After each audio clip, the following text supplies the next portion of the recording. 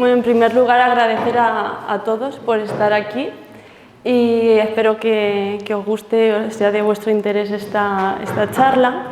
He querido como exponer un poco lo que ha sido también mi proceso a lo largo de la investigación, desde un inicio en la neurociencia, que es un poco de donde yo vengo principalmente. Estuve 5 años en el Departamento de Fisiología Médica en Estados Unidos, en la LSU, y allí principalmente estudiaba los cambios que ocurren en el cerebro en situaciones bajo estrés o sobre todo en adicciones y dolor crónico, y también cómo esto se interrelaciona, esto del dolor crónico y las adicciones. No sé si habéis escuchado hablar de la crisis de los opioides, sobre todo en Estados Unidos, es bastante conocida ya, ¿no?, el hecho de que pues, estaban sobreprescribiendo opioides y la gente al final acababa adicta a los opioides por el tema del dolor que estaban intentando evitar. Entonces es un poco ahí el contexto desde donde yo empiezo trabajando el tema de la neurociencia. Y luego ya me paso al vegetalismo, que ahora explicaré un poco lo que es. Y me fui a la selva amazónica a trabajar al centro Taquihuasi, que es un centro de rehabilitación de adicciones, que ahora también iré explicando un poco. He querido, como en primer lugar, exponer un poco la prevalencia de enfermedades que hay en España. Podemos ver que la mayor incidencia es de cáncer, enfermedades cardiovasculares, y la tercera enfermedad más prevalente son los desórdenes mentales.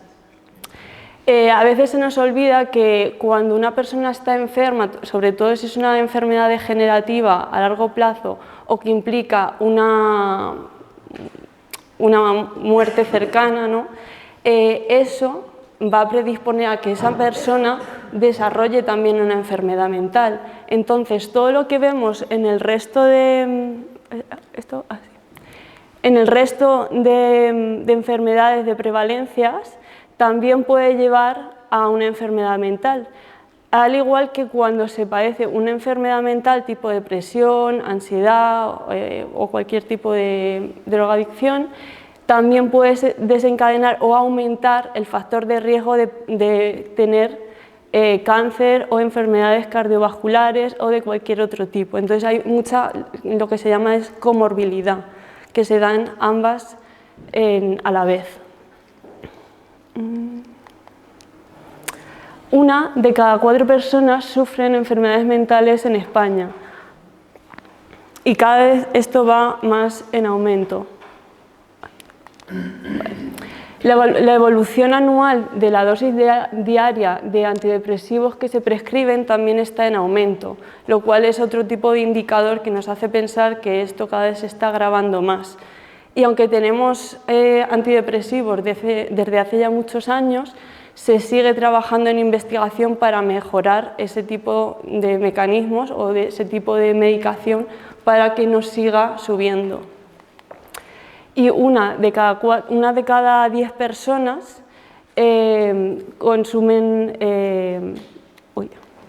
antidepresivos a día de hoy.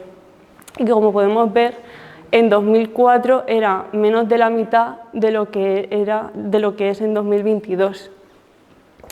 Entonces nos hace falta cada vez más investigación para ir atajando este problema que cada vez es más grave. Desde la investigación, yo en primer lugar empecé a estudiar los mecanismos neurobiológicos alterados en enfermedades mentales. Como he dicho, trabajaba en enfermedades relacionadas al estrés. El cortisol, supongo que todos lo conocéis, ¿no?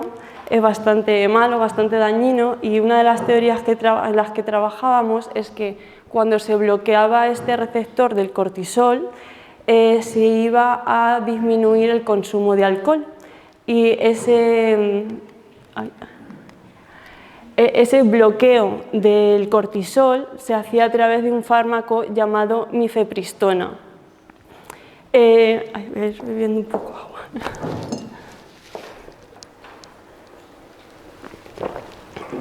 La mifepristona, que era el fármaco que yo estudiaba, no solo era para bloquear la sensación esta de estrés, y si las personas que tenían adicciones a alcohol o opioides ya no sentían ese estrés, no lo iban a consumir porque se bloqueaba el síndrome de abstinencia, Sin embargo, también se une al receptor de progesterona y este medicamento realmente se usa para situaciones de aborto. Entonces, para mí era un poco como contradictorio pensar que para evitar el sentir este estrés le vamos a dar a alguien un fármaco que está bloqueando otro receptor, que es el de la progesterona, y siendo las mujeres muchísimo más vulnerables, porque somos las que tenemos este receptor ampliamente distribuido. Y luego también trabajé en investigación de otros compuestos como la psilocibina y el DMT, que ya no es evitar el estrés, sino es confrontarlo, ¿vale? Y esta psilocibina y DMT son compuestos diferentes, se hallan en lugares diferentes, pero se hallan en la naturaleza. Y casualmente, cuando empecé a investigarlo, me di cuenta que venían de tribus indígenas, de comunidades nativas, en el caso de la psilocibina, de las tribus mazatecas de México, y el caso del DMT, de las comunidades nativas de la Amazonía. Entonces, todo esto me empezó a llevar a investigar más cómo se usaban esto de forma tradicional, porque a lo mejor ya hay algo, ¿no?, en la naturaleza que podemos usar de forma equilibrada para dar solución a este problema de salud mental. Y casualmente, cuando empecé a investigar, resulta que ya había investigaciones bastante antiguas, desde los años 60, que habían investigado muchísimo todo esto y había ensayos clínicos, había toda ya un background bastante interesante.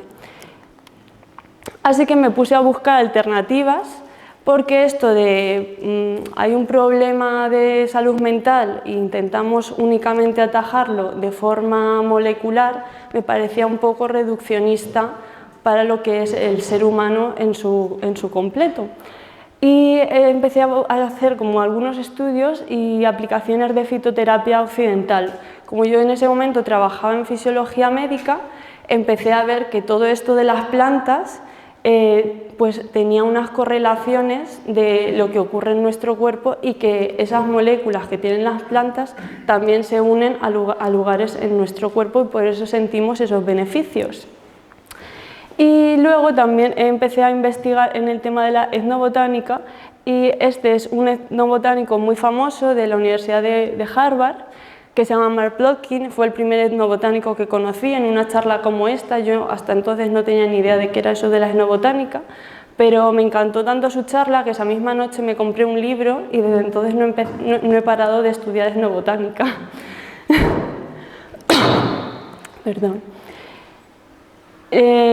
Hablando de la complejidad, como os decía, yo quería como ponerme creativa, soy investigadora y lo que quiero es investigar cuáles son las causas reales, de dónde vienen estos problemas de salud mental, cuál es la complejidad en su totalidad del ser humano y cómo se puede tratar de una forma más integral y no solo simplemente dando psicofármacos, porque desde esto hace años que ya hemos visto no están aumentando y no se está dando solución, aunque se tenga que seguir investigando en ello, por supuesto. Entonces, por un lado está la parte física, ¿no? Hay un problema a nivel fisiológico, de una desregulación de los neurotransmisores a nivel neuronal, todo esto yo ya lo había visto mucho. Hay un problema a nivel emocional y por eso pues, vamos en psicología es donde más se trata y se trabaja la parte emocional. Hay una parte espiritual que casi nunca se suele mencionar y pongo aquí como un ojo, ¿no?, que es la parte de la visión. Muchas veces las personas que tienen o que sufren de enfermedades mentales han perdido la visión, como dicen los nativos. Entonces hay plantas, por ejemplo, que se les llama visionarias, para que puedan volver a recuperar esa visión de la vida, esa motivación, eso que a lo mejor les hace levantarse cada mañana y ni siquiera están pensando el por qué. Ay, ¿por qué me levanto yo esta mañana? Simplemente se levantan con una energía de vivir. Y estas personas han perdido esa visión y han perdido esas energías. Entonces esto es algo que va más allá de la propia conciencia de la persona, pero que es importante también de mencionar y que las plantas también pueden actuar a este nivel. Ambiental, el contexto, ¿no? El ser humano vive en un contexto y no lo podemos excluir. sea, si todo el mundo a nuestro alrededor está triste, eso se nos va a contagiar. Si todo a nuestro alrededor está contaminado, el aire que respiramos está contaminado, nos va a empezar a afectar, y eso cada vez se está viendo más, que la contaminación ambiental puede afectar en nuestro sistema nervioso cuando hay contaminaciones de mercurio, de cadmio, microplásticos, se empiezan a acumular en el tejido nervioso y y en las personas que son más sensibles van a tener problemas cognitivos, por ejemplo. Creo que hace poco salió un estudio también en un banco de cerebros. Los que tenían Alzheimer tenían una mayor acumulación de microplásticos, entonces es la importancia que tiene el ambiente y el contexto, no solo en la naturaleza, sino de todo lo que nos rodea, de las personas que nos rodean también. Económico, hay una dimensión económica del ser humano que no podemos, vivimos en una sociedad capitalista y no podemos obviarlo. Cuando una persona está muy mal económicamente, todo esto va a repercutir en el resto de las dimensiones, porque alguien que no tiene dinero, ni siquiera a lo mejor para comer a veces, ¿cómo se va a sentir? No, todo eso va a aumentar increíblemente los niveles de cortisol, va a afectar a su parte emocional y luego va a acabar afectando a su parte física. Y por último, la parte social. Una persona que no tiene un entramado social que lo sostenga, que lo ayude, que lo apoye, también va a estar mucho más vulnerable para sufrir enfermedades, sobre todo enfermedades mentales, que es lo que aquí estamos comentando. Así que esto, bueno, como ya os dije, me interesó esto de la etnobotánica, etnomedicina y cómo se tratan en otras tradiciones. Como os decía, la psilocibina la encontrábamos en un hongo que la usaban los mazatecas en México. El DMT se encuentra en unas hojas que vienen de la Amazonía. Entonces, ¿qué hacen ellos con estas hojas, con estos hongos? ¿Qué es lo que hacen cuando alguien en su comunidad se enferma? Bueno, en primer lugar hay una conversación con el sabio, o sea, la persona que está enferma va al sabio, la persona que más conoce de la aldea o de la comunidad, y le empieza a contar su problema, como cuando se va al médico. Solo que el sabio no solo es sabio, el sabio de la comunidad no se dedica a ser médico, sino que generalmente son gente que se dedican a la chakra. La chakra es como una zona de la selva donde ellos cultivan pues, su comida, sus plantas, sus medicinas, todo lo que sea en la chakra. Entonces ellos tienen su propio trabajo, no dependen de los pacientes que tengan o no para sobrevivir. En segundo lugar, el sabio, bueno, evalúa a la persona, pues a veces es 1 hora, a veces son 3 horas y a veces el enfermo tiene que hacer noche allí con el sabio o la sabia para que se le dé el tratamiento que necesita, las curas que necesitan. A veces incluso el enfermo se queda a vivir con el sabio o la sabia durante semanas, hasta que finalmente se cura. En segundo lugar, tras esta conversación o esta evaluación, se le dan plantas medicinales y se le dan algunas recomendaciones que vamos a ir viendo más adelante, cuando ya me focalice mejor en una de las técnicas. Y luego hay otra parte que, bueno, la he traducido un poco del inglés, no sabía muy bien cómo llamarla, esto del encantamiento, que cuando ya se le dice qué le pasa al paciente, qué es lo que tiene que tomar, se le canta, digamos. En cada tradición pues tienen unas canciones diferentes o unas formas de ritualizarlo diferente. Y en la Amazonía se les llama ícaros cuando se le canta al paciente. En otras tradiciones como la yoruba, en África, también tienen otros tipos de cánticos o de rituales, pero siempre hay una parte que yo a esto lo achacaba al efecto placebo. Digo, no, hay que aumentar el efecto placebo desde mi pensamiento no más occidental, desde la biomedicina, para asegurarnos de que el paciente está 100% seguro de lo que le están dando va a funcionar. Bueno, esto va un poco más allá del efecto placebo que yo pensaba al inicio, pero sí que es muy, muy importante dentro de cómo se cura en estas tradiciones. Luego, ¿en qué se basan nuestros hábitos y creencias de lo que cura? Entonces, el contacto con todo este tipo de tradiciones me hizo pensar en, pues la verdad es que a mí nunca se me había ocurrido que me tuvieran que cantar para que me tuviera que sanar, ¿no? Y ahora, por ejemplo, hay algo que se llama musicoterapia, o sea que realmente esto se usa de la musicoterapia. La música tiene un efecto en nuestras neuronas. Y empecé a pensar, ¿no?, de cómo llegó a mi pensamiento, cuando no era pequeña o en algún momento del desarrollo, que una pastilla me iba a curar o que un jarabe me iba a curar. Y de la misma forma como estas personas han desarrollado la idea de que al tomar una planta y que el sabio y la sabia les canten, los van a curar. ¿Cómo lo han hecho? Por experiencia, igual que todos nosotros.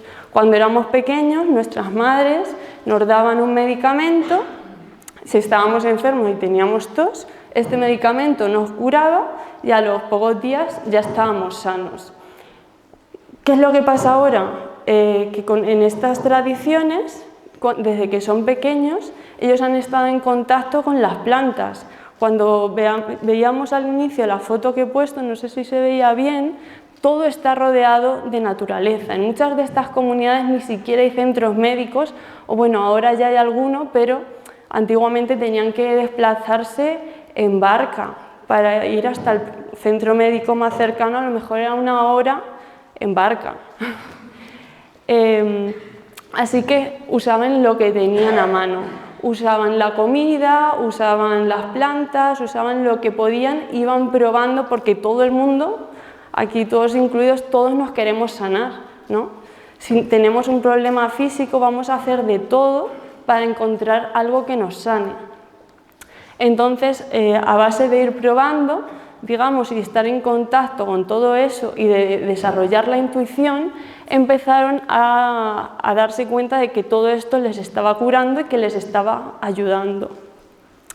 Y os puedo asegurar que cuando vais allí, todos saben todas las plantas que curan así de las cosas más de te has hecho un corte, tienes gastritis, tienes parásitos, o sea, pronto le dan un machetazo a un árbol, te sacan la resina del árbol y te lo dan a tomar, con esto te vas a curar. Y saben las dosis, claro, esto va con dosis. Sobre todo para el tema de los parásitos, había un árbol que es súper alto, se llama ojé, y tiene la capacidad de matar a los parásitos hasta el punto de que es una de las sustancias que han encontrado que tiene una capacidad de destruir la cabeza de la solitaria. No sé si habéis escuchado este parásito. Esto me llamó a mí bastante la atención porque es un parásito bastante difícil de sacar. Y bueno, este ojé que os digo es bastante tóxico. Entonces una mala dosis puede ser mortal, ¿vale? Hasta ese punto. Pero ellos la tienen bastante controlado e incluso a los niños les dan ojé. O sea, yo solo sé por amigas mías nativas que me decían, ah, sí, mi padre desde pequeña me daba ojé y nada, de vez en cuando, cada 3-4 meses nos desparasitaba. Y ya todos están campantes. Porque muchas veces esto de los parásitos les pueden hacer bastante daño si no se trata. Entonces, bueno, fue a través de todo este interés que tenía que empecé a leer muchos libros de antropología y etnobotánica y acabé yéndome a Tarapoto, que está en la Amazonía de Perú, y trabajando en el laboratorio de Taquihuasi, de productos naturales, y además también hacía colaboración en investigación. El Centro Taquihuasi está especializado en la rehabilitación de adicciones y por eso también que me interesaba la investigación allí, porque hasta ahora solo había hecho investigación más básica en adicciones y yo quería como ver cómo era un tratamiento realmente integral, donde a los pacientes no solo se les diera un compuesto, ¿no?, o una planta, sino que también se les atendía de forma psicológica, estaban dentro del centro residiendo, se hacían actividades, era como todo muchísimo más integral. Y ahí es donde empecé a descubrir qué era esto del vegetalismo amazónico, ¿no? El título de la charla es de la neurociencia al vegetalismo. El vegetalismo no es comer vegetales, mucha gente piensa eso, ¿no? Eso es ser vegetariano. Y el vegetalismo es como una especie de religión sincrética donde se mezclan elementos del cristianismo con el animismo amazónico de las tribus nativas, por las cuales, por un lado, se reza, ¿no? Se reza pues, a Jesús, a Dios, que cure a la persona, y también se hace una llamada a los espíritus de la planta. Ellos creen que las plantas tienen espíritus y esos espíritus pueden venir para ayudar al paciente.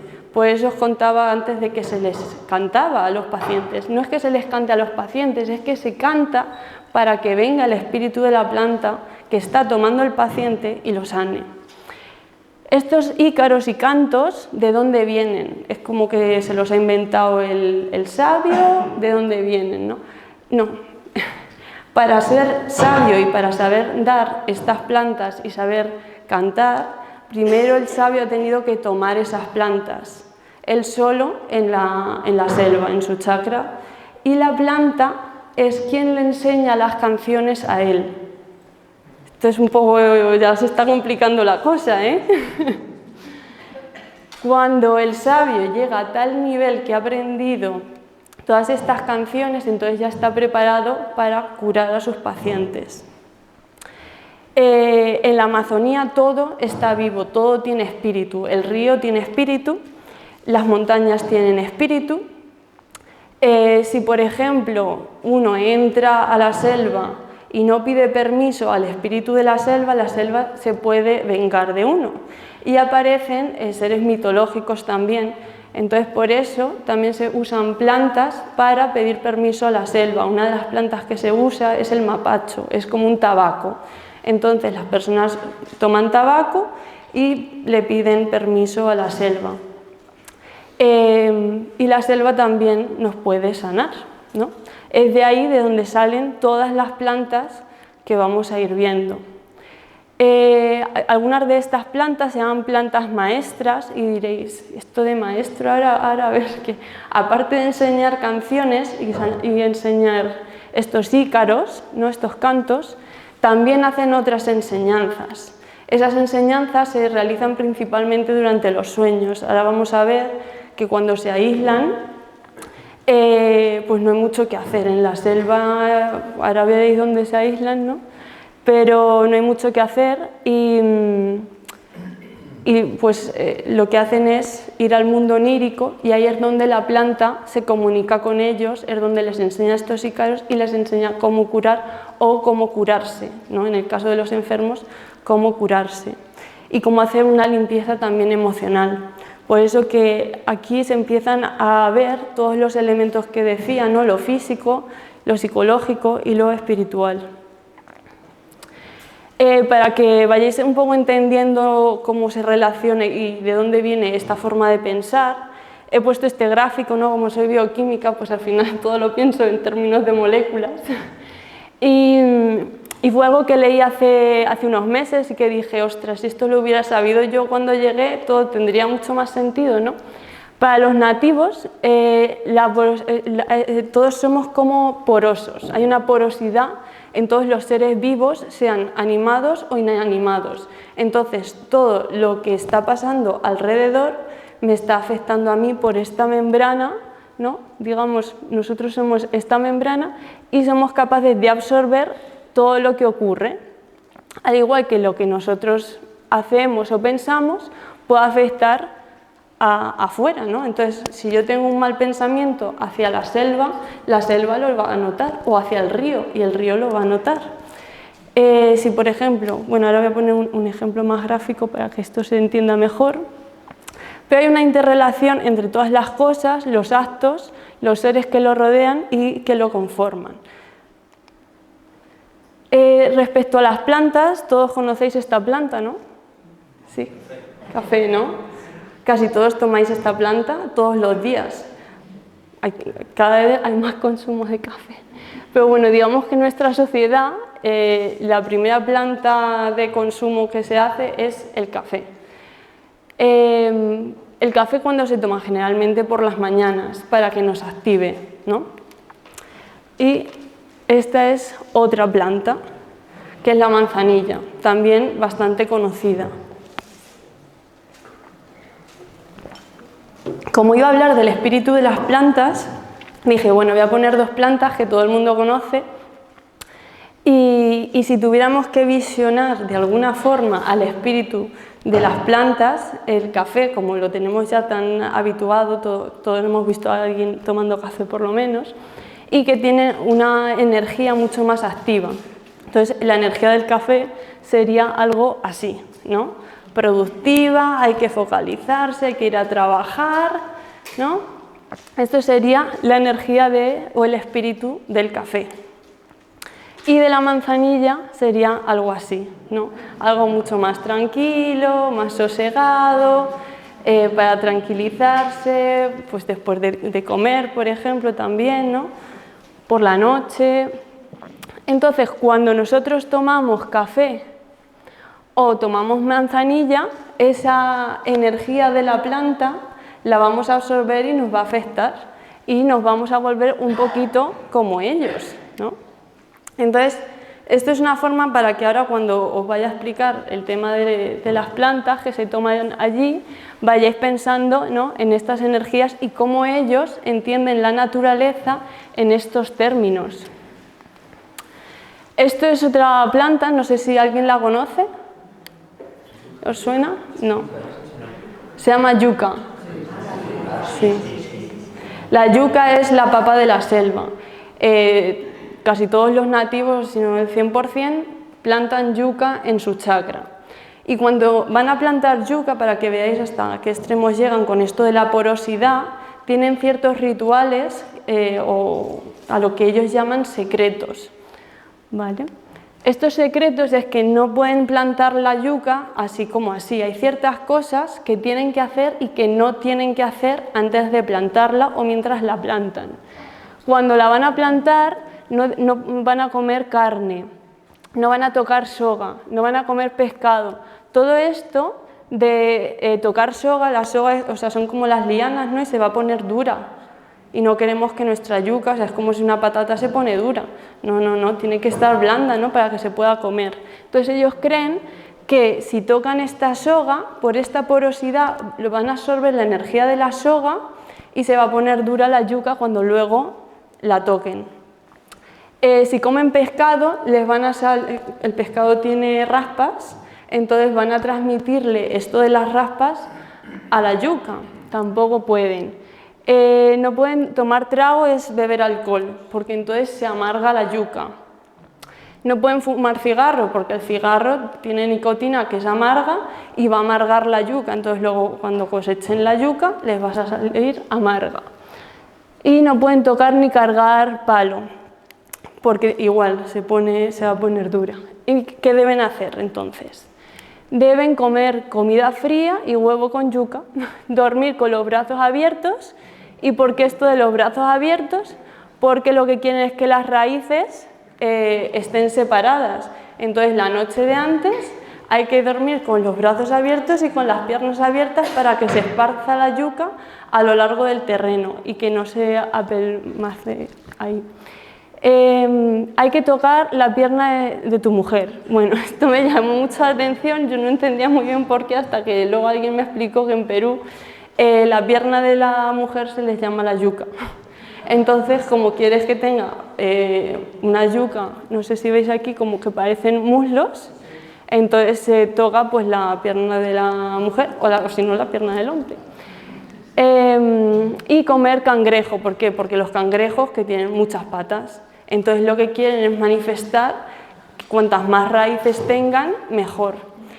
Todo esto a mí me lleva a pensar que lo que quieren es aumentar, o sea, ellos saben que todo lo que hagan va a afectar a lo que hagan al día siguiente.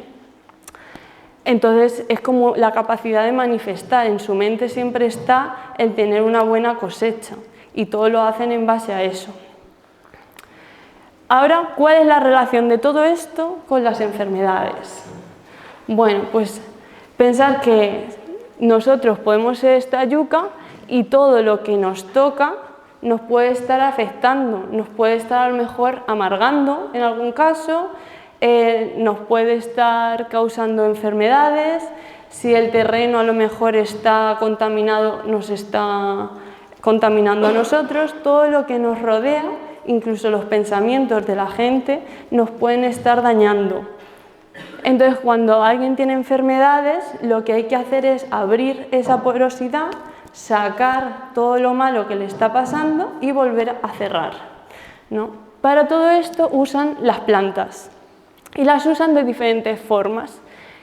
Una son los baños de plantas y esto se usa para todo tipo de enfermedades, o sea, no solo enfermedades mentales, que también en el centro Takiwasi, por ejemplo, se usan muchos baños, sobre todo cuando llegan los pacientes o están como muy agitados o tal, se les dan muchos baños de plantas, porque eso los calma. Todos sabemos que las plantas tienen compuestos aromáticos y eso ayuda desde el sistema nervioso central a calmar a la persona. Por otro lado, que esto no se comenta tanto, el tema de la microbiota. Las plantas también ayudan a regular nuestra microbiota desde afuera, desde la piel. Entonces, todo esto que tienen las plantas beneficiosas se va a pasar a nuestro sistema poco a poco, ¿no? Hay ocasiones, ¿no?, donde he estado con alguna curandera, por ejemplo en Ecuador, porque no solo he estado en Perú, también estuve viajando un poco en Ecuador, donde me decía que ella, cuando tenía los pacientes a veces en su casa, pues de 3 a 6 meses a veces, durante todo el tiempo les daba baños de plantas. O sea, no es que te doy un baño así y nada más que llegues y luego ya chao, no. Hay que mantener esa porosidad, esa entrada positiva de energía desde las plantas. Por otro lado, el tema de las sopladas. Os decía, ¿no?, que para entrar a la selva había que pedir permiso y se tenía que fumar el tabaco para pedirle permiso. Y diréis, ¿y esto tiene que ser alguna superstición, no? Resulta que el humo del tabaco ahuyenta pues, a los mosquitos principalmente, y si vais a la selva os puedo asegurar que no vais a querer tener mosquitos cerca porque tienen un montón de enfermedades, tienen dengue, tienen leishmaniosis, así que cuanto más lejos estén mejor, así que a fumar tabaco cada vez que se entra. La gente allí no se lo traga el humo, esto ya lo puedo comentar después, sino que lo expulsa. Simplemente se chupa así, te lo dejas en la boca y te lo soplas en el cuerpo para que se te cubra todo de humo y ahuyentar a los mosquitos.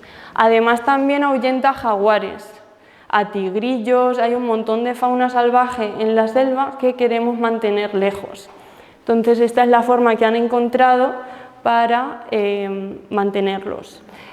Y al igual que mantenemos esta fauna salvaje y que nos puede atacar lejos, piensan que se mantienen a los espíritus negativos.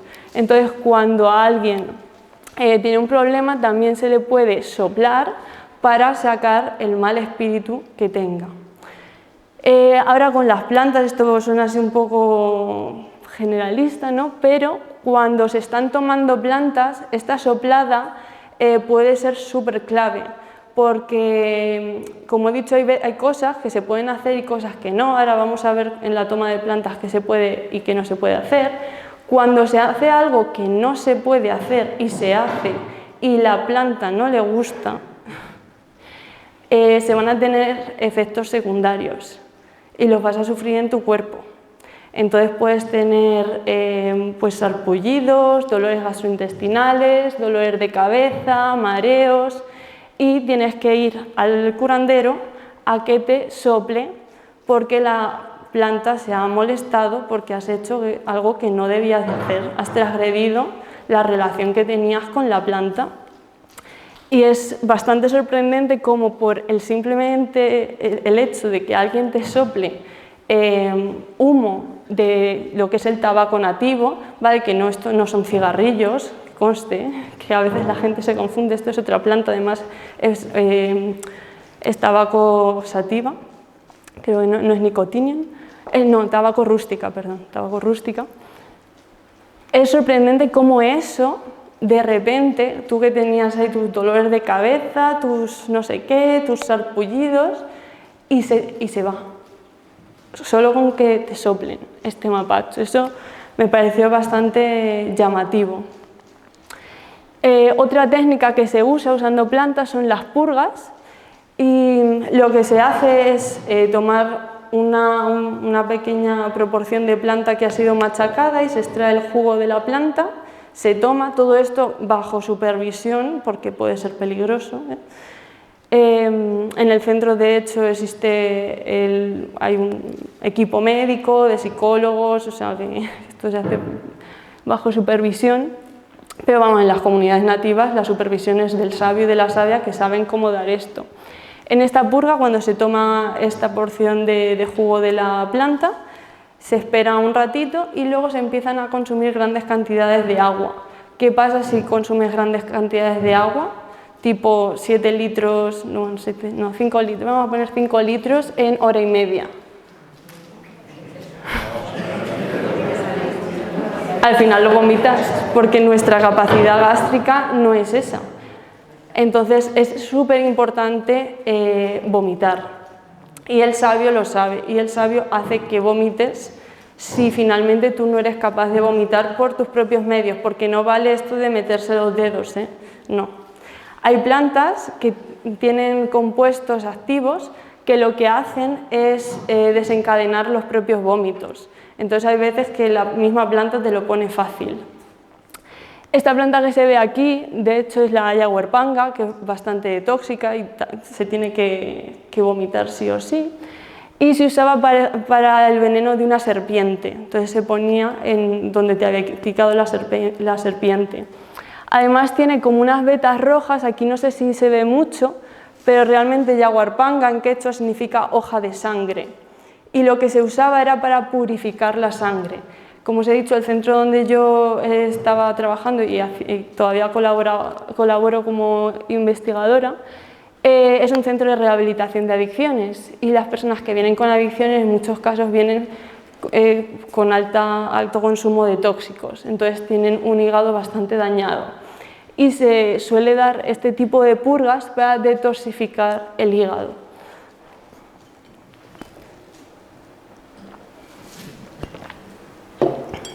Si la persona no vomitase todo este agua, por cierto, también se podrían tener problemas renales o de alteración de los electrolitos, tipo hiponatremia, hipopotasemia. Entonces es siempre relevante vomitar, ¿vale?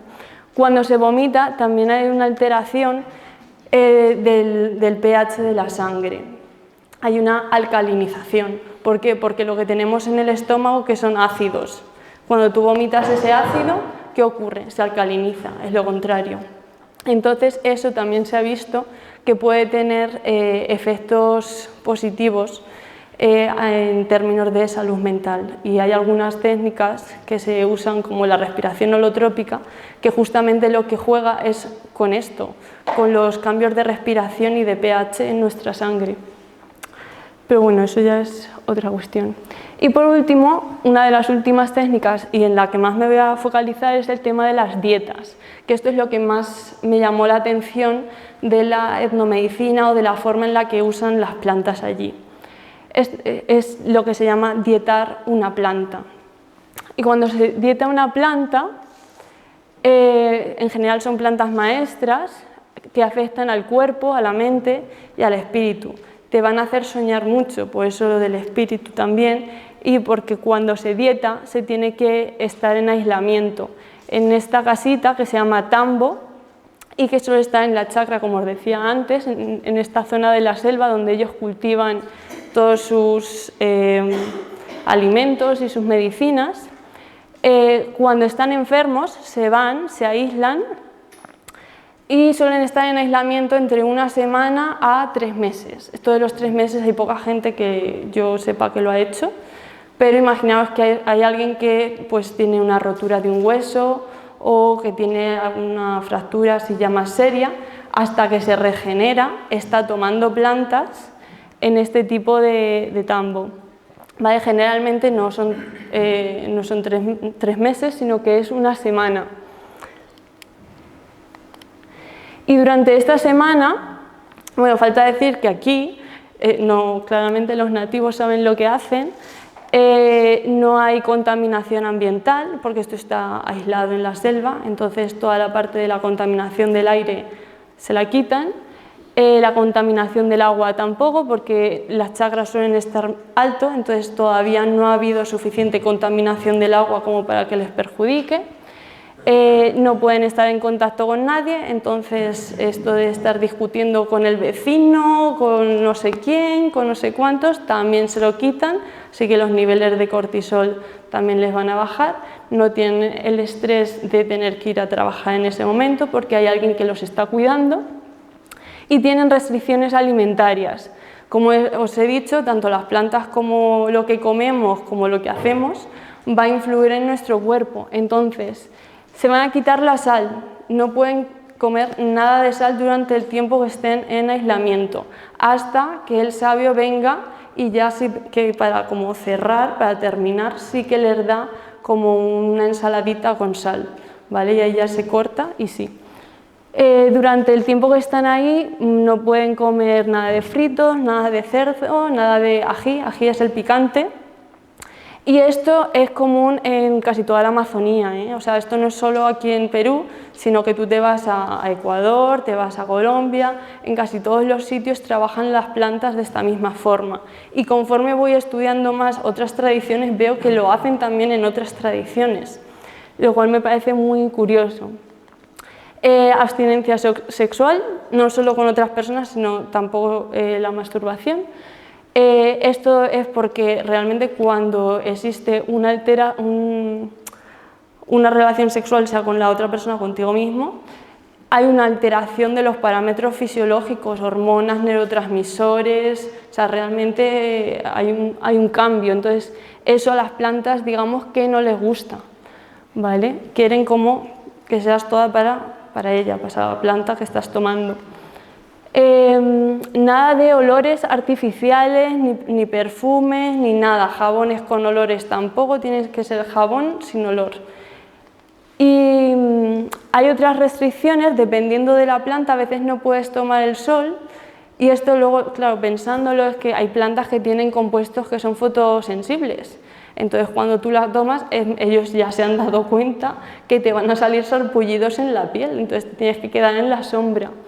Hay otras que no te puede dar la lluvia. ¿Por qué? Porque a veces también hay cambios de temperatura, y lo mencionaré en algunas de ellas. Entonces, cuando tienes un cambio de temperatura en el cuerpo y te da la lluvia, también te puedes enfermar. Igual para el frío. Y todo esto me llevó a pensar que lo que había aquí era un ayuno dopaminérgico. Todos habéis escuchado de la dopamina, ¿no? Es el neurotransmisor de la felicidad. ¿Qué pasa si quitamos todo el ambiente social, si quitamos todos los alimentos que nos gustan, porque nada de dulces, nada de sabores? O sea, durante la semana que se está aislado, solo la planta. Y os puedo asegurar que las plantas saben a rayos y centellas. O sea, están muy malas. Entonces, todo lo que da placer, pues también pueden ser las relaciones sexuales, los olores, a todos nos gusta ponernos unos champús que huelen ricos y perfumes y todo esto, ¿no? Desodorantes, nada. Incluso el sol, a veces el mismo sol puede ser un factor que digamos, ay, qué bien, cuando lleva una semana lloviendo y sales y te da el sol, ¿no? Bueno, pues todo esto se elimina. Entonces, lo que muchas veces en la sociedad tenemos tanta recompensa positiva, ¿no? En las redes sociales, un me gusta, no sé, en el trabajo, en lo que sea, se quita todo, se resetea. Y esto para mí es muy clave en personas que sufren adicciones o que sufren enfermedades mentales, porque tienen alterada justamente estas vías dopaminérgicas. Entonces se hace ese reseteo. Por otro lado, bueno, en la naturaleza todo va lento. ¿Cómo va todo en nuestra sociedad? súper rápido. Entonces tenemos que aprender, ¿no?, durante esta semana a ir poco a poco, a observar, a que todo va lento y esto se hace metiéndote dentro de la naturaleza. Por otro lado, también se hizo un estudio bastante interesante en el centro Takiwasi que se entrevistó a personas que tras asistir a una ceremonia con plantas, ¿vale?, visionarias, después estas personas eran personas occidentales, no eran nativos, sí que sentían como que había estas, no entidades, sino como que los árboles o la naturaleza tenían una entidad propia, ¿vale? Era como que eran seres que tenían lo que se llama agencia, ¿vale? Y de alguna forma, cuando se da esto, también se empieza a tener ese contacto con la naturaleza, con los árboles, con los animales que a lo mejor pues, pasa una serpiente, que llevas una semana sin ver a nadie, pues te haces amigo hasta de la serpiente. Y bueno, he puesto aquí una referencia que me llamó bastante la atención porque fue una investigación que hicieron justamente cerca de donde yo vivía, en Chasuta, en 2011, dos farmacólogos españoles. Y dije, mira cómo acabaron aquí estos dos farmacólogos, no sé cómo, pero justamente relatan todas las plantas medicinales que se usan en esta zona de Chasuta y también relatan cómo la técnica esta de las dietas estrictas que llevan a cabo para curarse. Y bueno, se curan de diferentes cosas, o sea, pueden ser sobre todo tema de reumas y artritis, porque esta gente trabaja en la selva es húmedo y hace mucho calor, o sea, el tema de la artritis es bastante prevalente. Y además hacen trabajos físicos, que el día que no puedan trabajar físicamente, ¿quién les da de comer? Allí no hay paro ni nada de eso, es o vas a trabajar o vas a trabajar. Así que tienen que tener el cuerpo lo mejor posible. Luego, ¿qué pasa después de esta semana que se está en aislamiento con todo esto y tomando la planta? Que ya viene el sabio, te da la cebolla con la sal y tal, y ya puedes volver a la sociedad, pero con restricciones, que es mucho peor que cuando estabas aquí, porque cuando estabas aquí pues no tenías tentaciones, pero ahora vuelve a la sociedad y no puedes relacionarte con mucha gente porque toda esa gente te puede abrumar, ¿no? Después de más de una semana aislado, te puede como chocar, lo que llaman allí es que te choca, ¿no? También se disminuyen las restricciones, ya puedes comer de más cosas, pero principalmente esto no. O sea, la sal sí, pero nada de fritos, nada de cerdo, nada de ají. Y hay personas que, dependiendo de la gravedad de la enfermedad, pues se hacen postdietas de 1 mes hasta 6 meses. ¿Vale? Y nada de también abstinencia sexual y lo de los perfumes también con bastante cuidado.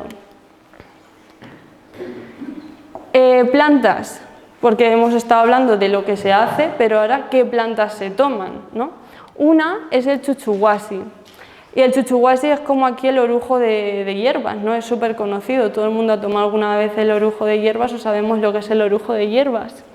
Pues allí igual tienen sus macerados de chuchuhuasi, pero cuando se va a dietar el chuchuhuasi se hierve. Es una decocción de unas 12, 14 horas de las cortezas del árbol cocinándose hasta que se hace una masa bastante pastosa y que está bastante mala también.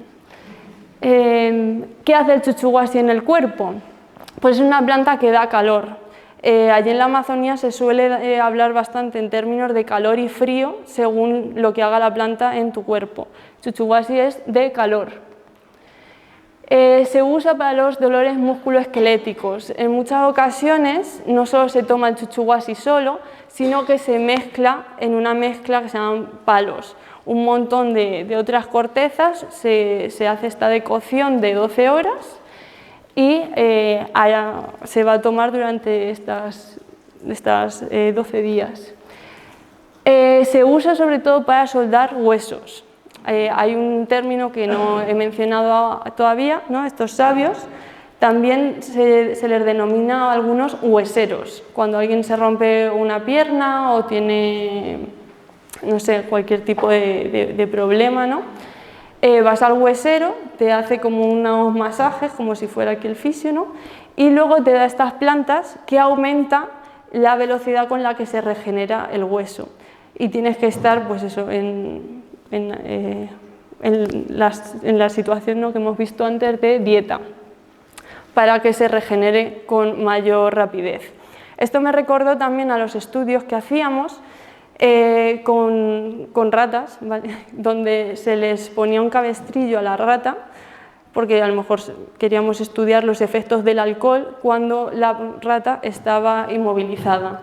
Y se veía que el alcohol no es solo malo para el hígado y para el cerebro, sino que el alcohol es bastante malo para los músculos y el hueso cuando tenemos algo inmovilizado.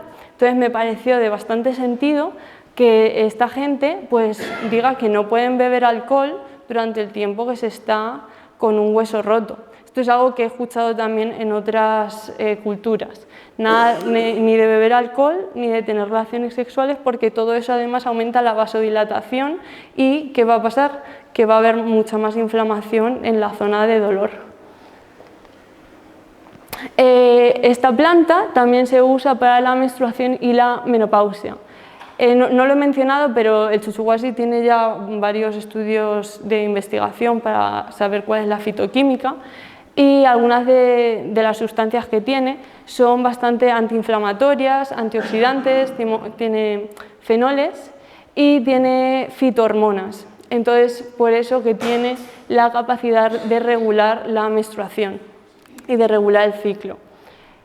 También se da, pues eso, a las mujeres cuando han perdido ya o están perdiendo la capacidad de menstruar, para que haga una especie de reequilibrio y sustitución hormonal. Y se usa para el tema de la fertilidad femenina. A ver, aquí se ven muchos usos y afrodisíaco. Se ven muchos usos y dependiendo de la persona, pues le va a ayudar más en uno o en otro. Dependiendo de dónde viene el problema de la persona, le va a ayudar. Esto no quiere decir que porque una mujer tenga problemas de fertilidad va a tomar chuchuhuasi y al mes siguiente ya va a estar embarazada. No, dependerá del problema de por qué tiene esta infertilidad. No, esto no son remedios mágicos, ¿eh? No son para todo el mundo tampoco. Y bueno, y afrodisíaco. Hay bastantes plantas allí en la Amazonía que dicen que son afrodisíacas, ¿vale? Y esto es un poco como el café. Si habéis probado café, habéis visto que os activa, ¿verdad? Por las mañanas os despierta. Pues cuando se toman estas plantas hay una proporción grande de gente a la que también se le despiertan o se le activan otras cosas, ¿no? Otros deseos. Pensando así en el problema de las enfermedades mentales, algo que a veces se ve en clínica es que la persona tiene como una falta de energía y un frío interno. Entonces, por ahí yo sí que veía como que esto podría ser bueno, ¿no? Estas plantas de calor que aumenten ese calor interno, esa energía y esa vitalidad.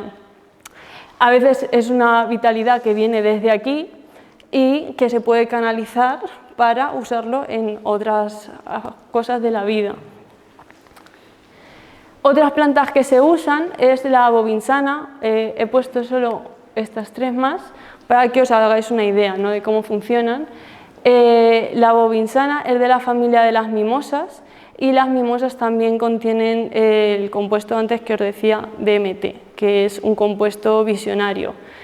Este compuesto visionario realmente no hace mucho porque se metaboliza rápidamente en sangre, pero de alguna forma los nativos sí que han sido capaces de darse cuenta de las propiedades de las plantas y ellos trabajan mucho con la simbología. Esta bobinsana se usa también para la artritis, porque ya os digo que al final, ¿no?, la sociedad intenta dar solución a aquello que es más prevalente entre ellos. Allí pues, son los problemas de huesos y musculoesqueléticos. Y la bobinsana es una planta que crece cerca de las riberas de los ríos y tiene unas raíces muy profundas, lo cual cuando viene el río, ¿no? Allí como hay dos temporadas, una de sequía y otra de lluvias, cuando sube el caudal de los ríos y se va a llevar las plantas porque bajan los ríos muy caudalosos, al tener esa propiedad de raíces internas hasta tan abajo, no deja que se arrastre a la planta. Entonces eso le da una flexibilidad. ¿Para qué se usa en las personas o para qué se usa, por ejemplo, en el centro? Para dar flexibilidad mental. Porque cuando una persona tiene problemas, ¿no? en la musculatura, también tiene una rigidez a nivel neuronal y se tiene que reeducar. Hay de hecho terapias que trabajan en la reeducación muscular y de movimiento. Pues esto sería un poco parecido, pero desde la mente. Y luego están el chiricsanango y el toé. No sé si esta planta suena, ¿a alguien le suena? Sí. Esta es bastante famosa y bastante tóxica también. Es el floripondio. Allí había comunidades donde se usaba bastante, bueno, no bastante, sino en casos bastante particulares, pero era común como planta visionaria. Y es curioso que fuera planta visionaria porque te deja ciego. O sea que durante el tiempo que tú tomas la planta, te deja ciego temporalmente. Si te pasas de dosis puede ser pues no solo temporal, ¿no? O que tardes bastante más en recuperarla. En el centro Takiwasi, por ejemplo, el toé no se da porque es una planta bastante peligrosa y no hemos tenido a ningún sabio que haya enseñado cómo dar esta planta, pero sí que, por ejemplo, se da el chiricsanango, que tiene mucha más seguridad a todos los niveles, no te va a dejar ciego, pero comparte un compuesto con este toé. Y es curioso, ¿no? Porque dices, ostras, si tiene el mismo compuesto, debe de hacer lo mismo. Nadie pierde la visión por tomar esta planta, pero sí que hay, por ejemplo, ya varios estudios que hablan de las capacidades antioxidantes del chiricsanango. Además, tiene bastantes compuestos antivíricos y antibactéricos.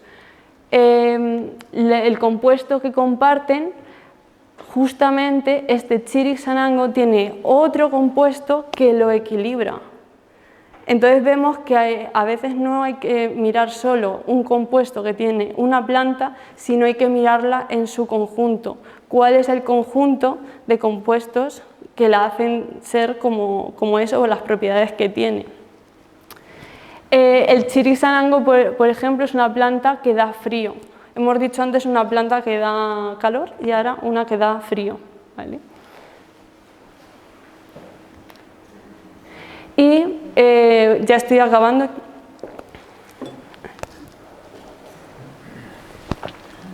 Quería mencionar un poco la desacralización y el mal uso de estas plantas o cuando se aíslan algunos de sus compuestos, los efectos adversos que podemos tener por el aislamiento de sus compuestos. Todos conocemos esto, ¿no? La cocaína.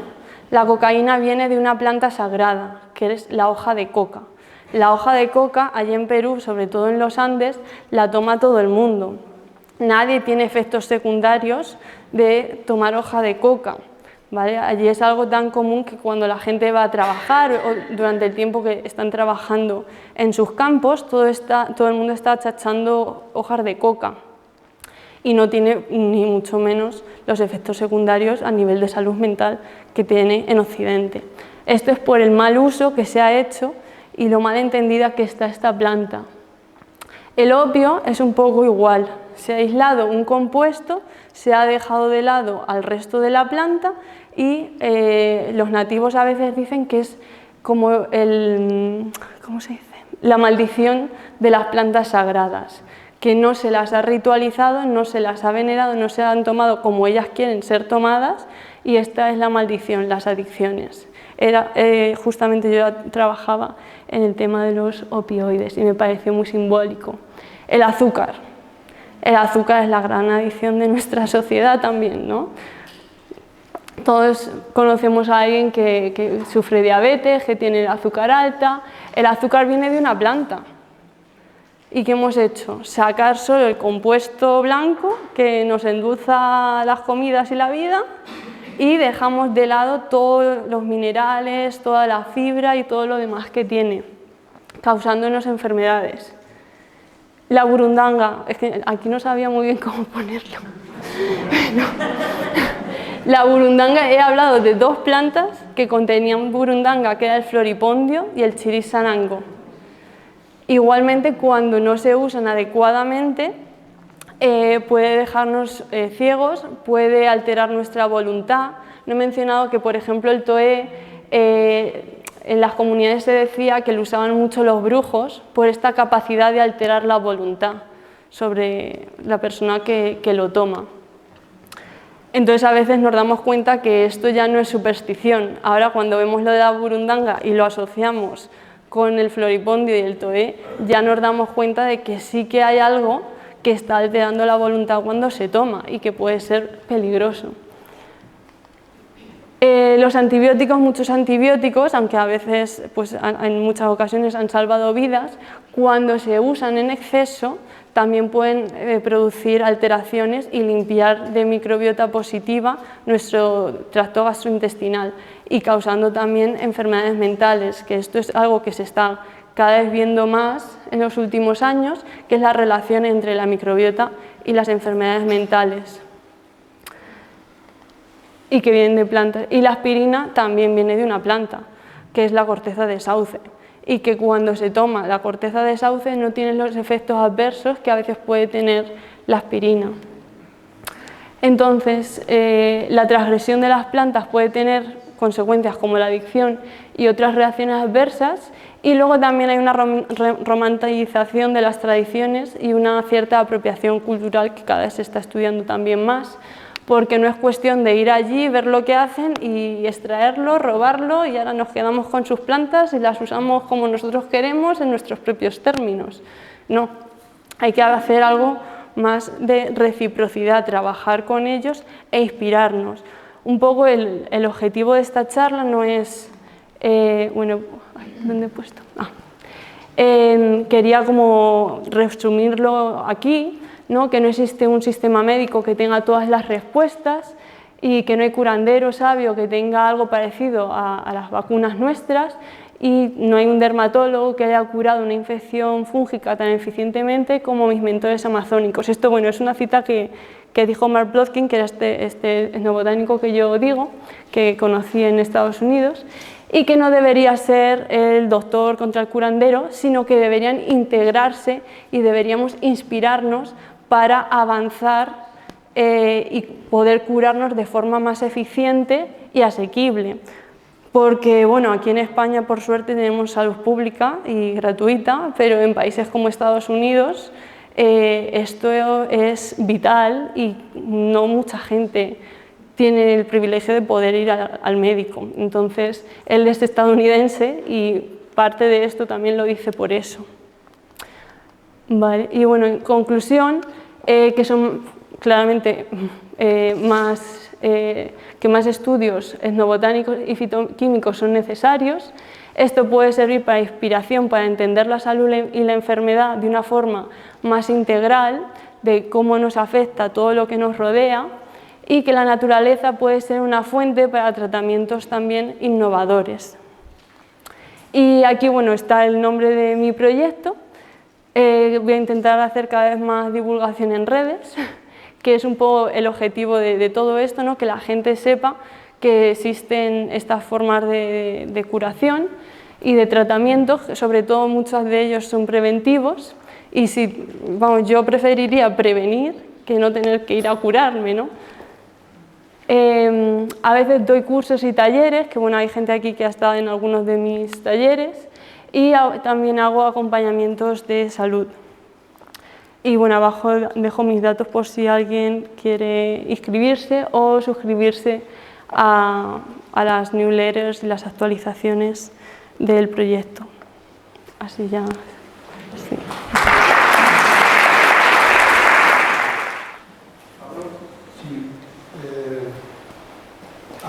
has comentado mucho sobre las personas que curan allí en Perú, y llamas sabios. Sí. Porque has omitido lo de chamán, el curandero, el brujo, siempre has dicho sabio. Sí. Lo de chamán es una palabra realmente que viene del ruso y que ellos mismos tampoco se llaman chamanes entre ellos, ahora ya ha llegado más y sí que a lo mejor la gente que está más en contacto con occidentales sí que usa la palabra chamán. Curandero también a veces se usa. Lo que pasa es que curandero aquí en España la verdad es que está muy asociado al tema de charlatán. Entonces prefería, en otras comunidades donde he estado yo, por ejemplo, en las comunidades de One Piece, ellos mismos se presentaron como sabios. Los sabios, o sea, cuando me presentaron a la gente, me dijeron, aquí están los sabios de la comunidad. Y eran pues mujeres parteras, hueseras. Entonces opté porque me parece que la palabra sabio significa que es el que más sabe de la comunidad y que los cuida. A veces también se llaman médicos tradicionales. Incluso había algunos que se llamaban etnobotánicos experimentales o algo así, porque han estado ya muy en contacto con antropólogos y los llamaban etnobotánicos experimentales y ellos ahora ya se llaman a sí mismos etnobotánicos experimentales. Cuando has dicho que salen a rayos las plantas secas, es una pregunta embarazosa. ¿Las has probado? Sí. ¿Has probado la ayahuasca? El centro donde trabajo, una de ellas es la ayahuasca, pero hay muchas otras. ¿Y entonces has tenido que bailar los ícaros en lo que has dicho, no? No, no se bailan, los ícaros simplemente los escuchas y te ayudan a sanarte, ¿no? Es parte del ritual. O sea, por ejemplo, cuando se sopla a las personas, si has transgredido alguna de estas reglas, si a lo mejor has comido algo que llevaba picante o has comido algo con azúcar y no debías de comer algo dulce y te cruzas, o has estado en algún lugar que no debías estar y te ha chocado energéticamente, tienes que ir al curandero y te canta. Entonces yo alguna vez he recibido ícaros para descruzarme. Sí. Estaba pensando que la palabra sabio es seguramente la más acertada porque saber significa cuestionarse. Entonces, al final es un diálogo el que mantiene con la planta, ¿no? Y luego también cuando me he quedado con eso que decías, creen que, ¿no? Que la planta les... Yo tengo entendido que no es tanto el creer, sino que lo sienten. Sí. ¿No? Ajá. Es algo que se llama, es una teoría que se llama embodiment, que es como el bioaprendizaje o el sentirlo en tus propias carnes. Por eso, bueno, no lo he mencionado, pero dentro de estas investigaciones a nivel antropológico está la observacional o la participación radical. Entonces, un poco para comentar tanto lo que tú decías como lo que tú me habías preguntado, cuando yo he hecho investigaciones he llevado a cabo la participación radical, porque hasta que uno no lo vive en sus propias carnes siempre falta algo. O sea, yo no podría entender qué es eso de cruzarse o que la planta no le gusta lo que has hecho o que luego tienes efectos adversos en tu cuerpo si no lo hubiera probado y si no viera que pues a veces pues he tenido problemas gastrointestinales o he tenido algún otro problema y que el soplarme algo tan simple como soplar tabaco me ha ayudado a pasar esa situación. Claro, la traducción es corporalidad encarnada. Sí. Es que lo utilizamos las fenomenólogas. Ah, ok. Efectivamente. Y luego ahí también estaba con eso de... Bueno, que efectivamente parece que siempre desde este lado occidental como que es gente que está con la naturaleza y es que a veces se nos olvida que somos también naturaleza. Se nos olvida un poco, me parece, ¿no? O sea, que como tengo ahí esa cosa de que la memoria a veces nos falla un poco. ¿Nos puedes comentar algún caso que te haya llamado especialmente la atención de lo que has visto con este tipo de curaciones o retiros o no sé, alguna cosa que en algún caso que tú hayas visto realmente la eficacia y el Sí. poder de... O sea, en el caso de personas con adicciones, por ejemplo, pues claro, allí pasan gente que llevan 20 años pasando de centro en centro, por ejemplo. O sea, que han probado de todo, y los centros de rehabilitación de adicciones en Perú pues son bastante, o sea, son como cárceles. O sea, hay bastante maltrato a la persona enferma. Sí que conocí pues eso, casos de gente que luego ya dejó de tener estas adicciones después de estar 20 años intentándolo de un centro a otro. Entonces, algo que no he mencionado es que estas plantas no son como los antidepresivos que te evitan, ¿no?, esos pensamientos negativos, sino que estas plantas lo que hacen es sacar. Por ejemplo, en el caso del chirisanango, lo que saca es el miedo. Entonces, cuando saca el miedo, la persona empieza a tener como esos miedos, o esos miedos vienen a su mente y los puede trabajar con el terapeuta. Entonces, eso me llamó bastante la atención porque es radicalmente opuesto a la forma que tenemos nosotros de tratar, de evitar el síntoma y no confrontarlo. ¿Estas comunidades cómo manejan el conocimiento? ¿Cómo lo transmiten? ¿Cómo lo de forma escriben? No oral, es todo oral. O sea, antes de que llegasen los españoles no había escritura en estas regiones, en otras a lo mejor sí, porque claro, o sea, la Amazonía es muy grande y Sudamérica es muy grande, pero ellos en concreto es de forma oral y por lo que decía de la corporalización. O sea, a lo mejor hay una persona que ha tomado ciertas plantas, sabe manejar o ha entrado en contacto con el espíritu de esas plantas, sabe manejarlas, pero a lo mejor sigue avanzando y sigue aprendiendo otras nuevas. Entonces, gracias a que las toma, sabe lo que ocurre en su cuerpo, escucha su cuerpo y puede dárselo a la otra persona. ¿Tienen también alumnos o...? Ah, sí, entre familia. Sí, casi siempre se pasan de padres a hijos. Y, por ejemplo, hay una forma específica de pasar el conocimiento que se llama mariri, y es como que tienen que dietar, el curandero que se va a morir, por ejemplo, tiene que dietar a hacer una acumulación de un algo que acumula, algo así, y se lo pasa a la persona que después lo va a suceder. Entonces es como a través de algo físico, se lo pasa en algo físico y está el conocimiento y está el poder que le pasa a su sucesor. Pero generalmente esta gente lo aprende pues desde pequeños, han visto a sus padres dietando, han recibido plantas. En las comunidades nativas a los 17, 18 años a los adolescentes les hacían dietar porque se ponían vagos o rebeldes o no sé qué y los llevaban en aislamiento y sabían que, sobre todo los adolescentes que tienen un libido muy alto, tenían que seguir las leyes de abstinencia sexual. Y eso les ayudaba como a tener doctrina, a tener como más... Sí. ¿Y suelen ser muy longevos o no? Sí. O sea, no conozco la edad media de la que mueren, pero vamos, se les ve bastante bien. O sea, cuando he entrevistado, por ejemplo, a una mujer de Ecuador, que es una curandera muy conocida, Mama Celia, no sé si alguien la habrá escuchado, porque sé que a veces gente de Albacete la conoce.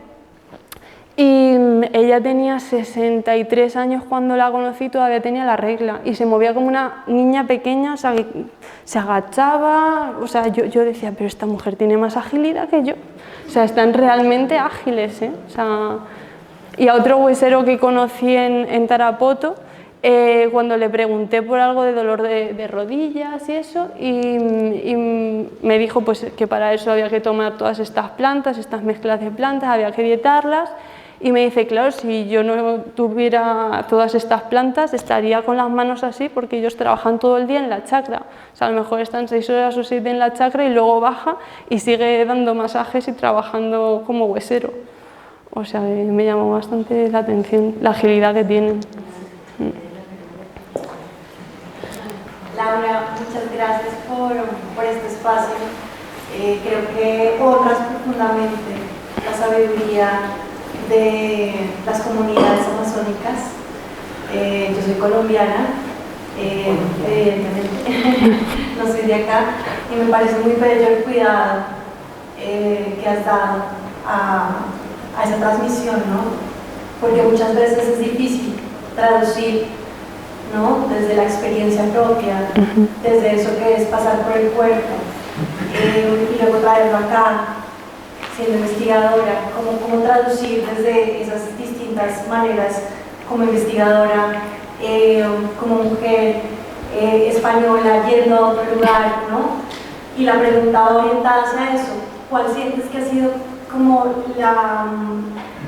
las dificultades o desafíos o las resistencias más grandes al venir aquí de nuevo a tu país, y cómo, de qué manera difundir esto? ¿Qué resistencias has encontrado? La verdad que, o sea, casi todo el mundo ha estado bastante abierto y debo de agradecerlo. No sé si porque a lo mejor pues trabajo un poco también desde la bioquímica y desde el campo biomédico, ¿no? Y me dan un poco de credibilidad. Pero vamos, tanto aquí agradecer al aula de naturaleza que me invitaron y que les gustó bastante el tema. He dado algunas clases también en antropología médica en la Universidad Autónoma. Entonces, en general, la gente ha estado bastante abierta. Siempre me preguntan mucho el tema de las investigaciones que hay. Y claro, estos son estudios muy iniciales, muy observacionales de lo que veo que hacen, del sentido que tiene para mí que lo hagan. Y bueno, por suerte ya ha habido investigadores que han investigado estas plantas antes y puedo decir, pues mira, sí, hay investigaciones fitoquímicas y aquí está, o hay investigaciones de la fenomenología y aquí está. Entonces, la barrera principal es la investigación, que todavía falta mucho, y que creo que eso ayudaría mucho a seguir abriendo la mente de la gente.